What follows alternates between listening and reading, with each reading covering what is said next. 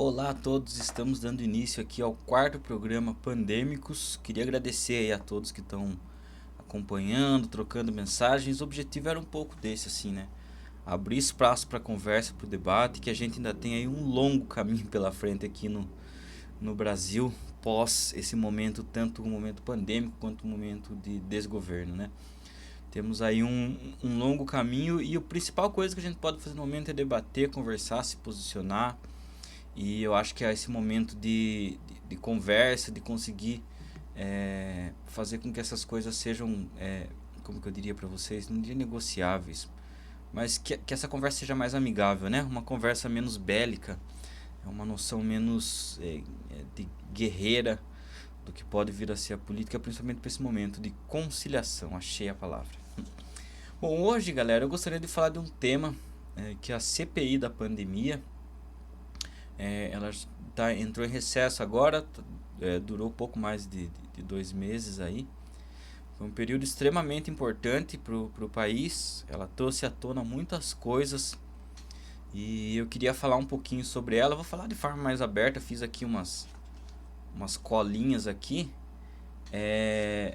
Mas na verdade eu acho que eu vou tentar falar de forma mais livre, porque eu vou tentar evitar de ter que ficar dando um monte de dados, de números, porque acho que é importante a gente entender o contexto agora.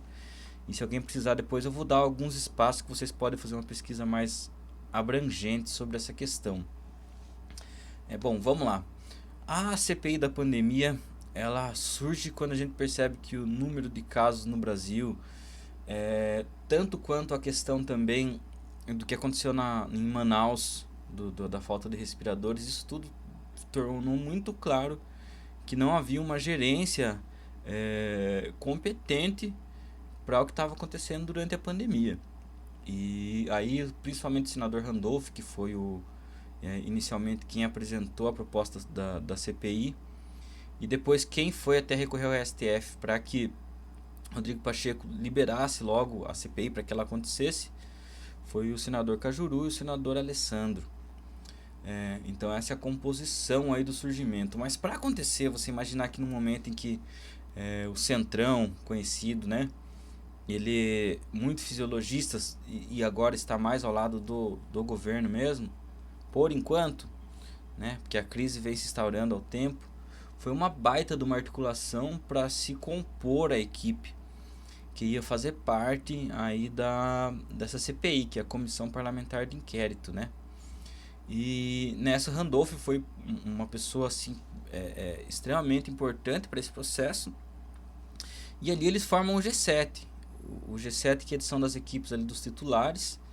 Eu vou tentar lembrar o nome de todos. É o senador Randolfo Rodrigues, Omar Aziz, Renan Calheiros, Alessandro Vieira, Rogério Carvalho, Otto Alencar. E tem um último que eu esqueci o nome, que é o cara do PT lá, que já foi inclusive ministro. Peraí que eu já consigo lembrar o nome dele. Humberto Costa. Humberto Costa. Esses são os 7 que formam o G7. Eu não tenho certeza se é o Alessandro Vieira. Mas enfim, porque daí tem mais 2 que são suplentes que fazem parte. Esse grupo ele é composto por senadores da oposição e senadores que são ditos independentes. Eles têm dado total apoio a essa questão de entender por que o Brasil chegou nesse estado. Então, esses junto com mais outros 2 suplentes, eles formam ali a base, que é uma grande maioria, e que eles conseguiram colocar o Omar Aziz, que ele tem essa coisa de ser mais mediador, uma pessoa mais comedida, tentar ser o máximo de justo, já mais experiente ali como presidente. Randolph fica na vice-presidência. Randolph já é mais incisivo, tem uma visão mais direta, ele é mais crítico, ele busca nas inquirições trazer a luz dos fatos, de modo que auxilie muito mais na posição do que o relator vai fazer. O relator é o Renan Calheiros, que dentro de todos os processos que a gente pode falar aqui, que a gente pode não gostar dele, eu acho que no momento ele tem sido muito importante e ele tem uma experiência incrível para o papel que ele está cumprindo, que é de relator.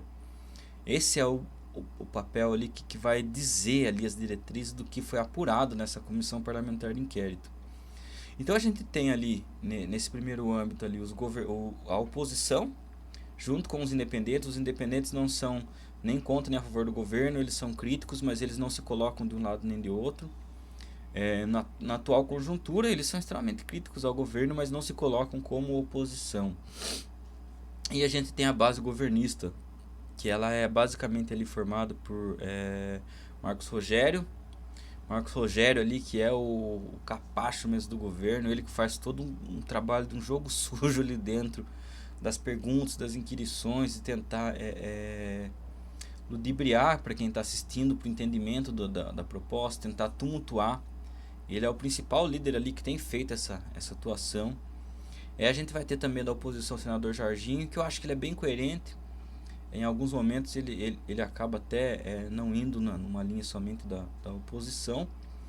Eu acho que ele é um cara ali dentro do possível, ele é bem mais coerente que os outros em alguns momentos, né?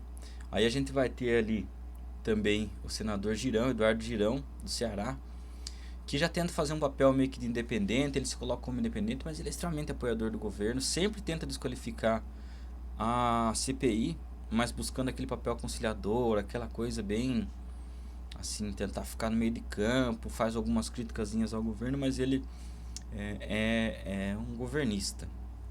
Além dele, a gente tem o disseminador de fake news sobre o kit Covid, principalmente sobre a cloroquina e ivermectina, que é o Luiz Carlos Reis, que é do Rio Grande do Sul. Rio Grande do Sul ou Santa Catarina? É Rio Grande do Sul. E ele ali, todas as vezes, ele aproveita todo o tempo dele para falar sobre a cloroquina, sobre o kit Covid. Essa é uma linha de tentar não incriminar o governo por todas as formas que ele disseminou o uso de um medicamento. Um medicamento ineficaz para a Covid-19. E a gente vai ter também ali o Ciro Nogueira também, que ele já é de uma base mesmo do governo, e ele também tenta fazer essa linha de mediação, mas sempre buscando tumultuar. E a gente tem aí os suplentes que vão chegando ali para fazer as falas, e outros também que qualquer senador pode entrar e participar, como o Flávio Bolsonaro, que sempre participa para tumultuar e para intimidar os depoentes, as testemunhas. Basicamente essa é a linha que a gente tem, mas tem uma coisa que não tem como deixar de falar. A comissão toda ela foi feita somente por homens. Ela não tinha nenhuma mulher. E a bancada feminista do Senado ela foi atrás, bateu o pé, e o Omar Aziz aceitou que ela pudesse fazer parte, tanto nas inquirições, que seriam nas perguntas, quanto você poder mandar requerimentos. Então a bancada feminista conseguiu esse espaço e, detalhe, sem, por exemplo, Simone Tebet, senadora Elisiane, a própria Soraya, que é do PSL e que é governista, mas que é extremamente coerente nas perguntas, e dá pra ver que ela tem uma mudança, de certa forma, ali da postura. Você olha essa composição feminina, ela foi imprescindível para o que a gente chegou até agora, né? Além também da senadora Leila, que foi jogadora de vôlei, que também tem papel extremamente importante. A senadora Zenaide, que é médica, que é do Rio Grande do Norte, tem uma postura extremamente importante.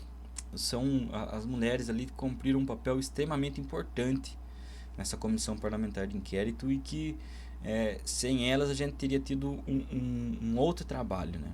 Uma outra linha.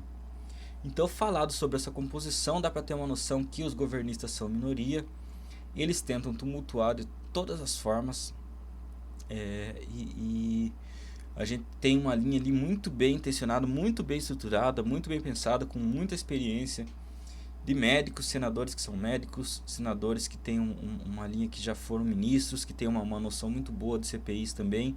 Temos delegados, eu esqueci de falar, inclusive, Fabiano Contarato, é um baita de um senador que está fazendo uma frente ali fantástica, um senador do partido Rede. Ele já foi delegado federal, tanto ele quanto o Alessandro, então eles conseguem trazer essas visões aí mais jurídicas.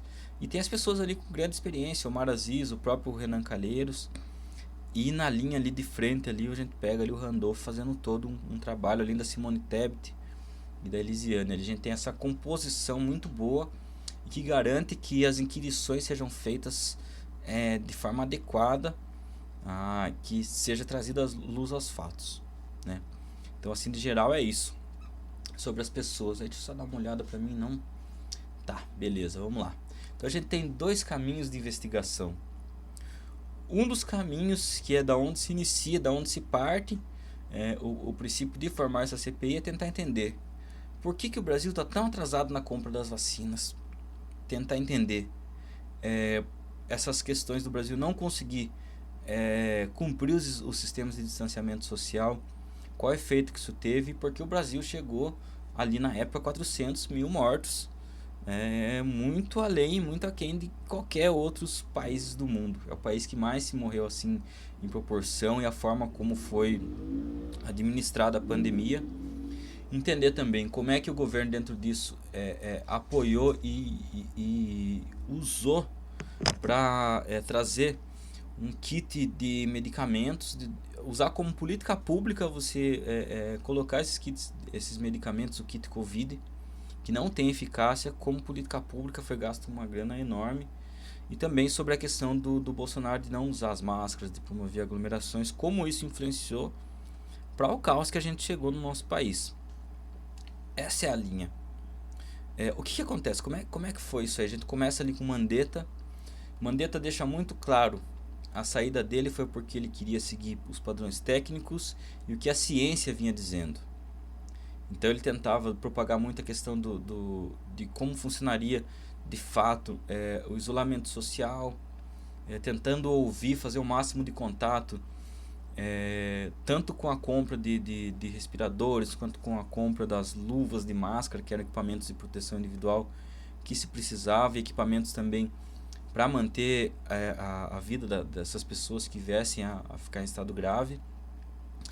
E ele teve que bater muitas vezes de frente com o Bolsonaro, porque o Bolsonaro sempre ia na linha contra, né? Falando contra o fechamento das escolas naquele primeiro momento, falando contra o distanciamento social, contra o fechamento dos comércios. E não no sentido de fechar o comércio, entendo, mas ali no início a fala dele era totalmente assim, de que qualquer tipo de distanciamento não era necessário. E ele pregava, de certa forma, a imunidade de rebanho, que não havia melhor imunização do que você pegar o vírus. Então a primeira fase ela tenta entender isso, e o Mandetta descreve essa situação e que por isso ele foi demitido. Ele foi demitido porque queria ouvir a ciência. A gente tem logo em seguida ali, a gente ouve Nelson Teich, que foi o segundo ministro, que ficou por um tempo curto, ambos são médicos. Teich também já se demitiu, porque ele não tinha nenhuma autonomia, isso ficou muito claro, nenhum dos ministros tem nenhuma autonomia para exercer o cargo, e ele deixou muito claro que ele saiu porque ele não ia colocar, mudar a bula e trazer como política pública o uso da cloroquina. Isso foi o fator que tirou ele dali. A partir desse momento, a gente tem ali, fica muito tempo sem ministro, e a gente tem o Pazuello, que de início não foi para a CPI, inventou um monte de desculpa, recorreu ao STF, um habeas corpus, para poder ficar calado, para não se incriminar. Queiroga vai para lá, faz as falas dele, até ele, inclusive ele fala lá que vai chamar a Luana Guimarães, que é uma cientista de extrema importância do entendimento do como é o enfrentamento a uma pandemia. Uma consultora de outros países, inclusive, uma baita de uma profissional no nosso país. E ali ele também demonstra que o Bolsonaro vetou, não deixou ele chamar ela. Ela não trabalhou alguns dias, acho que 10 dias, já teve que sair. E ele toda hora falando também, se esquivando das falas de falar sobre o que o presidente fazia, se isso influenciava ou não. Se esquivando de dizer que não tinha autonomia. Ficou muito claro que ele não tinha autonomia. Pazuello, quando vem também em seguida, Pazuello tem duas coisas ali que eram muito estranhas que aconteceram. Primeiro, foi feito um aplicativo chamado Tratikov, que ele foi feito como uma experiência, uma experimentação com cobaias em Manaus, no estado do Amazonas, aliás, principalmente em Manaus. Era um aplicativo que você baixava se você tinha, e você falava ali o que você tinha, ele receitava quanto você deveria tomar de cloroquina, de azitromicina e de ivermectina. Além dos testes que foram feitos lá, que levaram a óbito muitas pessoas, e também tentar atingir a imunidade de rebanho. E Pazuello ali aparentemente foi o cara que trouxe isso ali à luz e propôs isso como uma política pública. E ali também ele declara, quando ele foi comprar a Coronavac, ele fez uma entrevista falando que ia comprar a Coronavac, que ia fechar uma parceria com o Butantan, e Bolsonaro logo em seguida corta, fala que não vai ter, isso não vai ser feita essa compra. Depois os dois são vistos juntos, em que Pazuello fala, né, que a questão é a seguinte, que um manda e outro obedece. E aí fica muito claro, e ele também mentiu na CPI sobre isso, e aí fica muito claro que ele tinha ali um segmento de fazer tudo que o Bolsonaro mandava. E a partir daí você vai vendo ali toda uma linha do que aconteceu em Manaus, da estrutura de pensar a imunidade de rebanho, fica muito claro que quem comanda ali é Bolsonaro e que provavelmente tem uma equipe de pessoas que foram faladas como Osmar Terra, Nisi Yamaguchi, o próprio Pazuello, entre outras pessoas ali que apoiavam essas políticas do presidente. A Maíra Andrade não, desculpa, até esqueci sobre o nome dela, depois eu vou verificar, mas é Maíra Pinheiro. Maíra Andrade é uma música incrível, não comparar elas não tem nem como. Maíra Pinheiro também, que foi a grande divulgadora da cloroquina, então ficou muito claro nesse primeiro momento. E depois, quando se traz cientistas como Natália Pasternak, o cara da Anvisa, o Dr. Cláudio, depois o Halal, Pedro Halal, a outra mulher lá, que esqueci o nome dela também, daquela ONG que também fez as pesquisas que demonstram que a política adotada pelo governo e a forma como o governo se portou com as falas do presidente, elas influenciaram diretamente. De acordo com eles, de 4 mortes que a gente tem no Brasil, 3 poderiam ter sido evitáveis se a gente simplesmente seguisse o mínimo que a ciência prega. Então isso ficou muito claro, né? E durante todo esse processo, o Bolsonaro tacando pau de toda quanto era forma na CPI e tentando buscar, e sempre promovendo as carreatas, as motociatas, né? Os passeios de moto que são vergonhosos e todos os sistemas de aglomeração, enquanto a pandemia rolava. E ali também nesse primeiro momento a gente tem também algumas pessoas ali que são muito importantes, tanto esses cientistas que eles trazem à luz dos fatos reais de como a gente está, como é que a gente poderia pensar essa gestão e qual a importância das vacinas, de como elas funcionam, do uso de máscara, como Bolsonaro influenciou ao não utilizar isso. E também a gente tem a própria Luana Guimarães, que ela demonstra uma pessoa extremamente competente e que não pôde trabalhar no governo. Qualquer pessoa que tenha competência, que ouvia a ciência, não pôde trabalhar, não pôde fazer. E ali a gente já demonstra, fica muito claro que todo negacionista de Bolsonaro tem uma equipe que fala com ele, fala contra a ciência, vai contra a ciência, ele usa isso politicamente, ele vai contra todos os estados, contra os distanciamentos sociais, fica muito claro, o STF tem que intervir para os estados terem independência para poder fazer os sistemas de distanciamento social e de contenção do vírus. Isso dificultou muito todo o trabalho conjunto que o Brasil teve, isso fica muito claro e fica evidente que a culpa de pelo menos 400 mil mortes no país são do formato com que o governo geriu. Não é à toa que chamam o Bolsonaro de genocida. Realmente genocida é um termo usado para pessoas que mataram, assassinaram um grande número de pessoas de uma raça. Eu diria que o Bolsonaro é uma espécie de democida, porque ele promoveu um exterminário para uma raça, é para um povo, né? Demo de povo, então ele é um assassino do povo. Ele é um democida mesmo, né? Esse é o termo que a gente pode usar pela forma como ele atuou nessa pandemia. Mas aí, à luz dos fatos, também começam a surgir outras questões que são muito estranhas. Primeiro, aparece o caso da Covaxin. Luiz Henrique Miranda, que é um deputado federal de Brasília, trabalhou muito tempo no setor de importação dos Estados Unidos, volta para o Brasil, um deputado bolsonarista, com muito contato com Bolsonaro, que tem um irmão que é um servidor público federal que trabalha no setor de importação também dentro do governo federal, no Ministério da Saúde, há muitos anos, percebe que há a compra de uma vacina e que a invoice é uma nota fiscal usada para importação. Isso é muito natural, que a invoice, essa proposta, ela tem diversos erros ali. Erros como você colocar a ideia que se comprava. Primeiro que para você fazer a compra dessa empresa, você usaria uma empresa chamada Precisa, que eu já vou falar melhor sobre ela. Essa empresa era intermediadora. Mas para você comprar da Bharat Biotech, que é lá da Índia. Mas, para você fazer a compra por essa intermediadora, que é natural, você usava o que eles chamam de offshore, que é uma empresa que tinha uma conta num paraíso fiscal. Uma empresa nada a ver, você ia pagar para um terceiro que não tinha nada a ver com o contrato. Então ele percebeu, opa, tá muito estranho isso aí. O valor da vacina era extremamente caro, 1000 vezes mais caro do que seria o natural, do que tinha os preços das vacinas ali.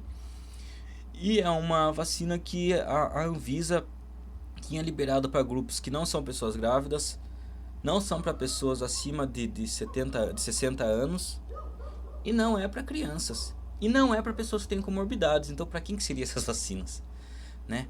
Então, é toda essa história muito estranha. E essa compra ia ser feita de um jeito muito esquisito. Mandar um dinheiro para um outro lugar, um valor, você ia pagar adiantado. Então era possível que o Brasil estivesse sofrendo um golpe. O irmão do deputado, falando com ele, o deputado liga para o Bolsonaro, já que ele era bolsonarista, combina com o Bolsonaro, vai lá, apresenta essa invoice, apresenta todas as questões ali. E Bolsonaro simplesmente prevarica. Não faz nada. Prevaricação é quando você sabe de um crime cometido dentro do serviço público e você, como funcionário público, não denuncia, você simplesmente finge que não viu.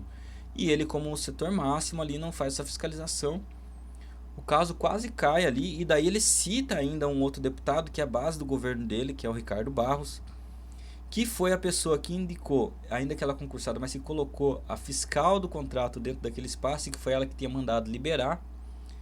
E dentro de todo esse processo você percebe que há um caso muito grave ali, envolvendo diversos setores das Forças Armadas Brasileiras, diversos coronéis, esses cargos todos aí desse pessoal, que tem mais de 6.000, né, espalhados por todo o governo federal atualmente. E essa pressão toda acaba levando ele a dar uma entrevista, contar essa história e vai parar na CPI. A partir dali fica muito claro que, além de todo o processo que o Bolsonaro tinha feito, também há casos de corrupção e prevaricação, porque ele não, sabendo de todo o processo, ele não fez nada. E detalhe, até agora ele não desmentiu que o Luiz Ricardo Miranda foi falar com ele, ele não desmentiu que ele citou Ricardo Barros, e ele, em nenhuma fala dele, ele cita que ele realmente correu atrás para investigar. Ele fala que é tanta coisa que acontece que não tem como ele fazer nada. Olha o nível, né? Ah, e detalhe, anteriormente também eu não falei sobre o Fábio Van Garten, que foi o secretário de comunicação do governo também, ligado direto à Secretaria da Presidência, que fez algumas campanhas contra o distanciamento social, algumas campanhas contra as vacinas, que também mentiu na CPI e foi uma das pessoas principais ali também para disseminar as fake news. E também Ernesto Araújo, que era o ministro das Relações Internacionais, Relações Exteriores, e que foi extremamente um pilantra mesmo, um mimado, um cara que não sabia nem o que estava, frustrado, e que fez a maior cagada com a China e que atrasou ainda mais as vacinas. Lembrando também que os fabricantes das vacinas também estiveram lá, e que, segundo a Pfizer, foram mais ou menos 100 e-mails mandados para o governo brasileiro sem nenhuma resposta, de uma vacina que já estava extremamente mais avançada comparado com a Covaxin. E o Brasil não teve nenhuma resposta. Fora as falas do governo contra a Coronavac, enfim, mas a Covaxin, que não tinha nenhuma comprovação. Inclusive, uma das coisas que a Anvisa colocou, que não tinha liberado essa vacina assim de forma para todos, é por questões sanitárias. Questões sanitárias de limpeza, higienização do espaço. Ele não estava dentro dos... Não quer dizer que é sujo, não é isso, né? Mas não estava dentro dos padrões internacionais para a fabricação de uma vacina. Simplesmente. E foi essa o governo, com toda a pressa, uma que demorou 300 e tantos dias para o governo assinar o contrato, outra 200 e tantos, essa foi em, sei lá, 60 dias no máximo. E depois surge um outro caso, aí para explodir um pouco do balão, que é o caso da empresa chamada Davat. A Davat é uma empresa americana que trabalhava basicamente com construção civil, vejam bem, com construção civil, e que agora, no momento da pandemia, começou a trabalhar também com a importação de remédios, tentando trabalhar com alguns governos. Essa questão ficou claro que existiam grupos dentro do governo, dois grupos de militares, de militares dessa área aí, militarizada, forças armadas aí. Um era ligado ao coronel Elcio Franco e um outro ao esqueci o nome desse cara. Pera aí que eu já me lembro já. Eu já me lembro já. São dois caras, um é o Elcio Franco, tem um outro cara também no governo, que, putz, eu preciso lembrar o nome dele, Ricardo alguma coisa, uma coisa assim o nome dele, Rodrigo, enfim, eu vou lembrar, vou ter que falar o nome desse cara aí. Ambos iniciam trabalhos separados para a compra de vacinas. Dominguete é um policial militar lá de Minas Gerais, que, segundo ele, para complementar a renda, ele já é um policial servidor público que recebe seu salário assegurado, mas que para complementar sua renda resolve virar o cambista de vacinas. É quase como aquela ideia de quando a pessoa está precisando complementar a renda, ela vende bolo de pote, ela faz yakisoba, sabe? Essa coisa toda que a gente faz, que o brasileiro tem que fazer para sobreviver. Agora também tem dentro desse sistema aí dos empreendedores, pequenos empreendedores, para complementar a renda, o cambista de vacinas. Olha o nível, um cabo da PM. E que começa a negociar vacinas com um alto escalão do governo federal. E que numa dessas reunião feita em um bar, num shopping de Brasília, é oferecido para ele em vacinas que o governo negou a compra e as negociações feitas direto com a AstraZeneca, mas que foi feito com esses cambistas aí, com essa trupe, a compra das vacinas com a condição, segundo que eles são, um comissionamento de $1 por dose. Eram 400 milhões de doses. $1 era praticamente R$5. Eram praticamente 20 milhões de reais que eles iam receber, né, como comissionamento, na verdade como propina, o nome real disso. E aí ali ainda o Dominguete ainda me traz um áudio, porque provavelmente ele também é um bolsonarista, para tentar defender o governo também, tentar dizer que são alguns funcionários ali dos altos escalões.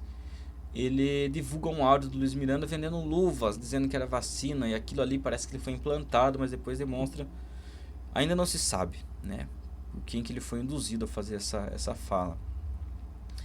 Mas fica muito claro que a gente tem dois caminhos agora na CPI, que ambos o governo tem culpa. Um é do negacionismo, que aumentou estrondosamente o nível de mortes, e outro é no caso de corrupção na compra das vacinas, e com que tipo de pessoas que o governo estava negociando vacina. E a Precisa, lembrando, ela já deu um golpe no governo na venda de testes de 20 milhões de reais, e que não entregou até agora esses testes. E como é que ela fez essa parceria que ela tentou vender pela Covaxin? Via Maximiano, que ele é dono de uma empresa também junto, é um dos sócios ali, uma empresa chamada Global. Só que dentro das ações que ele tem nessa empresa, ele tem $1 de ação. Todo o resto é feito pelos mesmos acionistas da empresa Precisa. Então ela monta uma empresa separada, coloca um cara laranja com $1 somente ali, que ele pode negociar porque ele também é um dos financiadores. Então é um baita de um golpe que o governo ia passar, e que já se sabe aonde é que isso ia dar.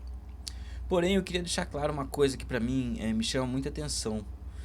O Brasil só começou a acordar para todo esse problema que o governo trouxe para o nosso país, dessa quantidade de mortes, de pelo menos 450 mil mortes que poderiam ter sido evitáveis no país, e elas aconteceram, como eu tive uma tia que perdeu, e muitos amigos, muitos artistas, muitas pessoas extremamente importantes. Cada vida, aliás, foi importante para essa perda no país. A gente poderia ter perdido muito menos. Aliás, 3/4 das vidas poderiam ter sido salvas, né? Então fica muito claro que o negacionismo, a falta de trabalho coletivo, a interferência nos estados, tudo isso levou a gente a esse caos.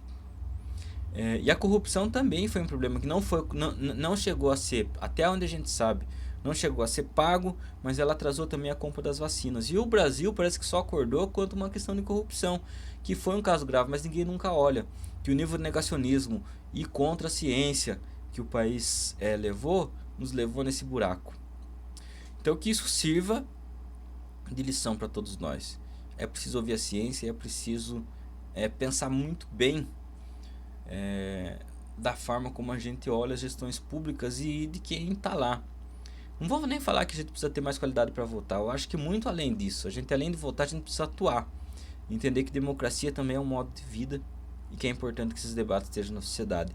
Por hoje é isso, pessoal. Um abraço a todos, até a próxima.